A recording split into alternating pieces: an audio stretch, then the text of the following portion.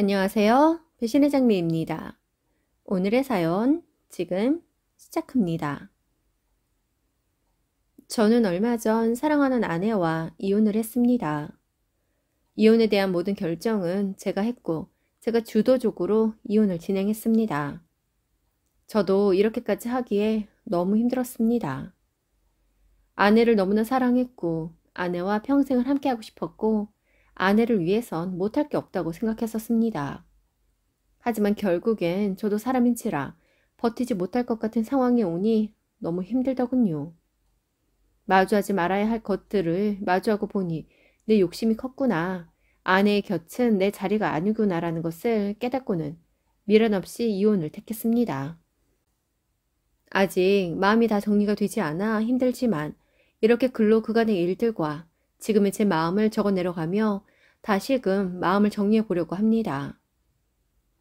아내와 저는 제가 알바를 하던 초밥집에서 만났습니다. 언감생심 내가 만날 수 없는 사람이라 생각이 들어 애써 마음을 감추고 있는데 매일같이 오던 그녀는 제가 먼저 말을 걸며 친구가 되었고 이후 저희는 연인이 되었습니다. 저희는 어울리지 않았어요.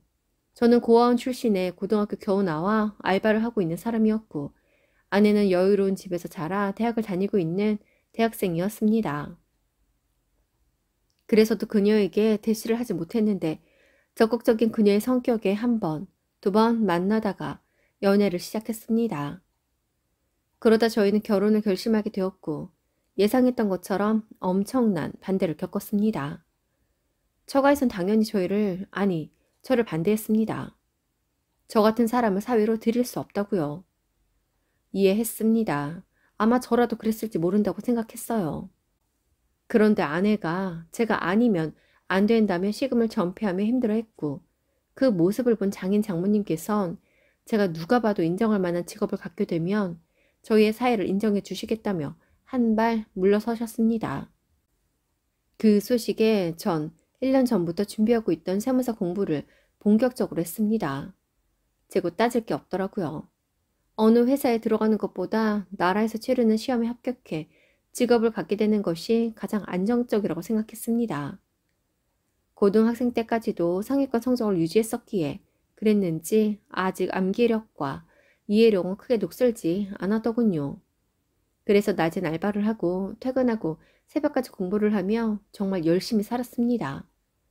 직장만 잘 잡으면 우리의 사이를 인정해 주시겠다는데 못할 게 없더라고요. 힘든 줄도 몰랐습니다.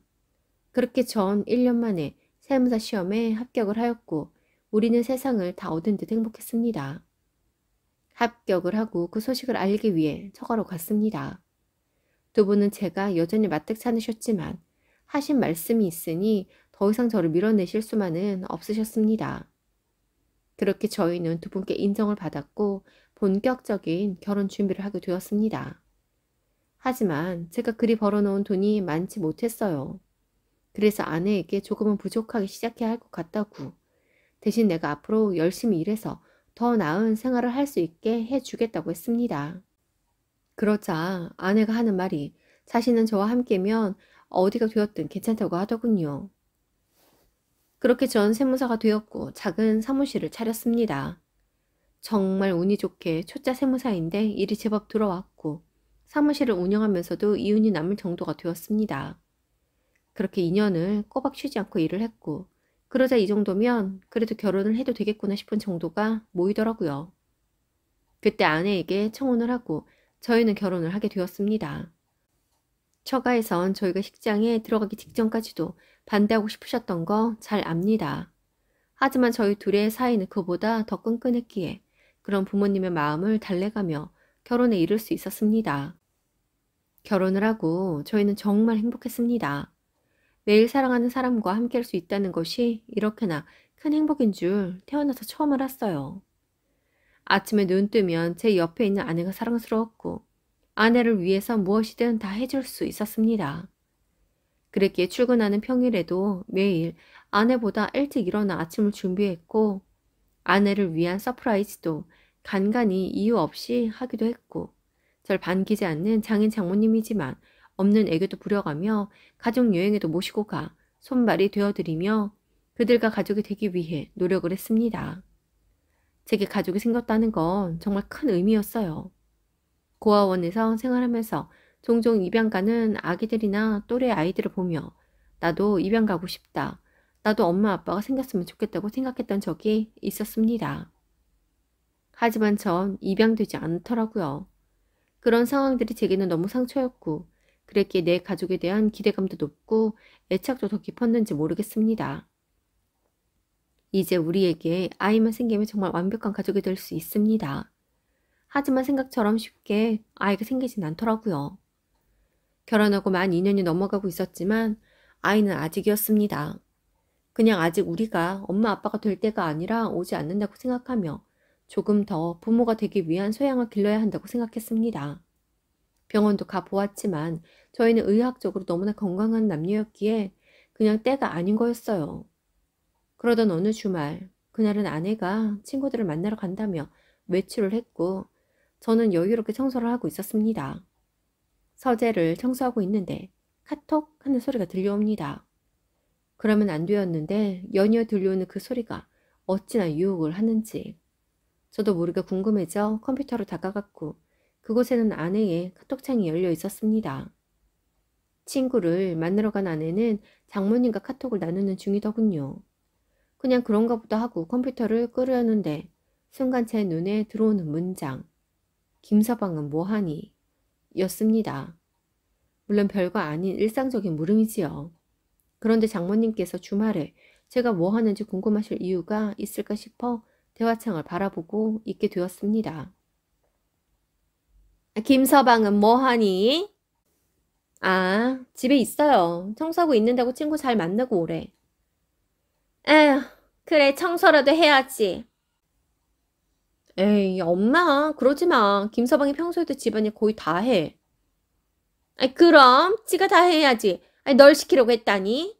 널 평생 머리 위에 이고 살지는 못할 망정. 안 그래?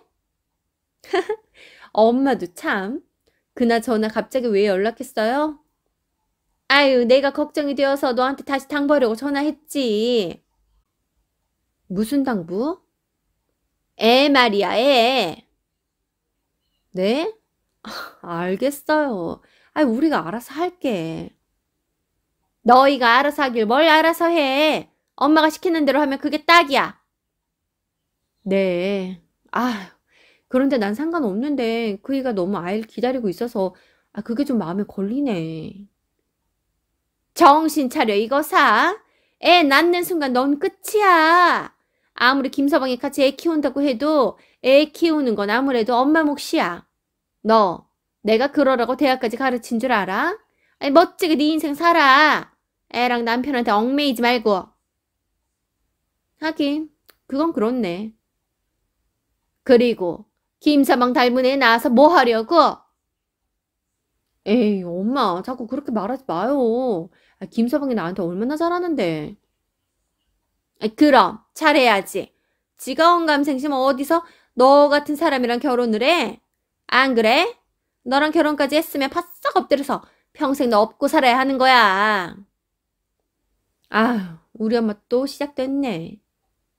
함부로 애 갖지 마. 알겠지? 엄마 말 명심해. 그러다가 김서방 같은 애 나오면 골치 아프다. 가진 것도 없으면서 곤조 있는 그 성격. 아우, 싫다 싫어. 너 아니었으면 그런 인간이랑 엄마 상종도 안 해. 알지? 아, 알겠어요. 그만해요. 애 갖지 마. 알겠지? 그러지 말고 엄마랑 산부인과 갈까? 산부인과? 왜? 가서 루프 같은 거 실수를 하면 완벽하잖아. 엄마, 내가 알아서 해. 그만해요. 나 친구 만나러 나왔는데 엄마랑 카톡 주고받느라 친구 멀뚱멀뚱 앉아만 있잖아. 나중에 통화하고 이제 그만 톡해요. 그래, 알겠어. 이따 집에 올래? 오늘 엄마랑 같이 자자. 그럴까? 그래. 오랜만에 아빠랑 우리 셋이 시간 보내자. 알겠어. 의도치 않게 그 대화들을 보고는 제가 마치 어느 막장 드라마 속 주인공이라도 된 것 같아 정신이 없었습니다. 그때 아내에게서 전화가 오더군요. 자기야, 나 오늘 엄마 집에서 자고 가도 될까? 언제나 그랬듯 이유 따위 묻지 않고 알겠다고 했습니다. 처가에서 절 좋아하지 않는다는 건 알았지만 저 닮은 아이 낳을까봐 아이를 갖지 말라는 장모님의 말씀이 너무나 충격적이었습니다. 그래서 저희가 그리 노력을 해도 아이가 생기지 않았나 봅니다. 평소 집 정리정돈, 청소는 제가 다 해왔기에 어디에 무엇이 있는지 다 압니다. 분명 아내가 피임약을 먹는 것도 아닌데 피임 시술을 한 것도 아닌 것 같은데 2년이 넘도록 임신이 안 되고 있는 게 이상하다는 생각이 들어 집안 구석구석을 다시 뒤지기 시작했습니다. 그리고 아내의 다이어리 뒷면에 꽂혀 있는 피임약을 보게 되었습니다. 그래서였네요. 그래서 아이가 생기지 않고 있던 거였습니다. 장모님과의 대화를 보았지만 그래도 아내를 믿고 있었는데 아내에 대한 믿음도 깨어져 버렸습니다. 다음날 늦은 오후 아내가 돌아왔습니다. 너무나 행복해 보이는 모습으로 언제나처럼 절 보며 밝게 웃으며 들어오는데 전 아내를 바라볼 수가 없더군요. 그래서 집으로 들어오는 아내를 한번 바라보고는 전 제 할 일을 했습니다. 그런 절 아내는 조금 이상하다 생각하는 듯 하더군요. 곧 저녁 시간이었기에 전 혼자 저녁을 차려서 먹었습니다. 평소 같으면 아내의 밥까지 같이 차려서 함께 먹었을 텐데 저 혼자 먹으니 아내가 너무 이상하다 생각했는지 자기야, 왜 그래? 나 없는 사이에 무슨 일 있었어? 라고 묻습니다. 그런데 대꾸를 하기가 싫은 거예요. 제 입 밖으로 그 모든 이야기를 꺼내면 우리의 이 관계가 모두 깨어지고 그 다음이 예측이 되지 않았습니다. 이미 우리의 관계는 제 마음속에서는 깨어졌습니다. 그런데 이것이 현실로 드러나는 것이 너무나 두려웠어요. 어떻게 찾은 평범함이고 어떻게 맺은 가족이고 어떻게 유지한 내 일상인데 이 모든 것이 풍전등화와 같이 위태롭게 유지되고 있었습니다. 하지만 저도 알고 있습니다. 이 관계는 깨워줘야만 한다는 것을요. 그래야 제 정신도 더 건강해진다는 것을 압니다. 마음을 추스르고 준비해야 할 시간이 필요했습니다. 아내와는 냉랭하게 지내었습니다. 아내에게 이전처럼 대할 수는 없었어요. 그렇다고 다른 공간에서도 지내고 싶지 않았습니다. 내가 어떻게 일군 재산인데 아내와 부딪히고 싶지 않다고 해서 제가 밖에서 지내야 하나 싶더라고요. 그렇게 며칠이 지나자 아내가 너무 답답하다며 대체 왜 그러냐고 묻더군요. 그래서 아이를 언제 가질 생각이냐고 물었습니다. 물론 부부 사이에 아이를 무조건 가져야 하고 낳아야 하는 건 아닙니다. 하지만 저희는 연애 때부터 자연스럽게 아이 이야기들을 해왔고 제가 둘을 낳고 싶다고 했을 때 자신의 생각도 그렇다며 좋아하던 아내였습니다. 저희는 처음부터 딩크는 절대 아니었어요. 저의 질문에 아내가 아이가 생겨야 낫지. 나도 안 생겨서 스트레스 받아 하는 거 알잖아. 요즘 아이 안 생겨서 그토록 예민했던 거야? 자기가 그렇게 나오면 임신 안 되는 게 마치 내 탓 같잖아. 그럼 당신 탓 아니야? 뭐? 그럼 당신은 내 탓이라고 생각한 거야? 어. 자기야, 어떻게 그런 말을 해? 나 막 속이고 숨기고 이런 성격이 못 돼서 그냥 말할게. 지난 주말에 자기 처가댁에서 자고 오던 날 컴퓨터에 카톡 열어놓고 갔더라. 뭐? 그래서? 혹시 내 카톡 훔쳐봤니? 훔쳐봤다기보다 청소하고 있는데 카톡이 울렸고 내 눈 앞에서 대화창에 글이 오고 가더라고. 하, 뭘 본 건데? 당신이랑 장모님 대화. 아내는 제 이야기에 더 이상 말을 하지 않았습니다. 그리고는 그래서 아이 갖자고? 알겠어. 나도 아이는 좋아하는 거 알잖아. 그런데 우리 엄마 알지? 아, 워낙 나에 대해선 극성이니 어떻게 해야 하나 하고 있었어. 어떻게 해야 하나 하고 있었다고? 2년이나? 그냥 당신은 장모님 꼭두각시로 살아. 결혼이 당신 인생이지 장모님 인생이니? 무슨 말을 그렇게 해? 됐어. 이혼해. 정말 가정만은 지키고 싶었는데 나한텐 가정도 가족도 사치였나 보다. 이혼? 무슨 이런 일로 이혼을 해? 우리 부모님 마음 이해 못해? 귀하게 키운 딸이 고아 만나서 결혼을 했는데 우리 부모님은 속이 속이겠어? 그렇게 부모님을 생각했으면 나랑 결혼을 안 했어야지. 넌 부모님도 지키고 싶고 나도 지키고 싶다는 이기심에 우리의 사이를 이렇게 만든 거야. 아내는 처음으로 듣는 저희 윽박을 듣고는 정신 나간 사람처럼 넋을 놓고 있더니 이내 다시 처가로 가더군요. 그래서 현관 비밀번호를 바꾸고 아내의 짐을 정리했습니다. 그날 밤 장인 장모님이 아내와 함께 집에 오셨더군요. 그리고 그 오밤중에 소리를 지르고 난리십니다. 이웃들에게 민폐일 것 같아서 하는 수 없이 문을 열어드리니 장인은 문이 열리자마자 다짜고짜 제 뺨을 때리시더군요. 저 따위가 당신 딸을 만났으면 그것만으로도 감사한 줄 알아야지 뭐 하는 짓이냐고 합니다. 비밀번호는 왜 바꿨냐면 난리이기에 이 집의 명의도 이 집에 들어간 돈도 이 집 대출금도 모두 내 것이니 안 살기로 한 마당에 아내가 나가는 것이 맞다고 했습니다. 그러자 장인은 코웃음 한번 크게 날리더니 어디 한번 이혼해 보라고 하며 가진 것 하나 없는 저 따위는 유능한 변호사 사서 탈탈 털면 10원 한 장 건지지 못하고 산거지 되는 건 일도 아니라고 하십니다. 그래서 무서울 것 없으니 알아서 하시라고 했습니다. 그리고 저도 변호사를 알아보았습니다.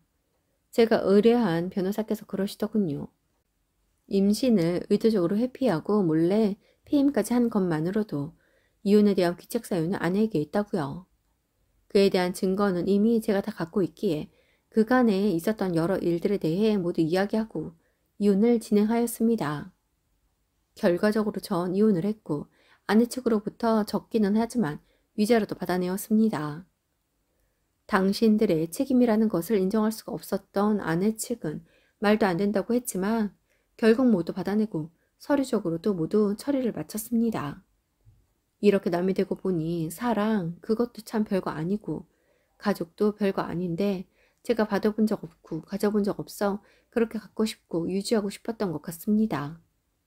다시 혼자가 된 만큼 멘탈 흔들리지 않게 마음 다 잡아가며 정말 나다운 삶을 살아야겠습니다. 오늘도 함께 해주셔서 감사합니다. 여러분 행복하세요.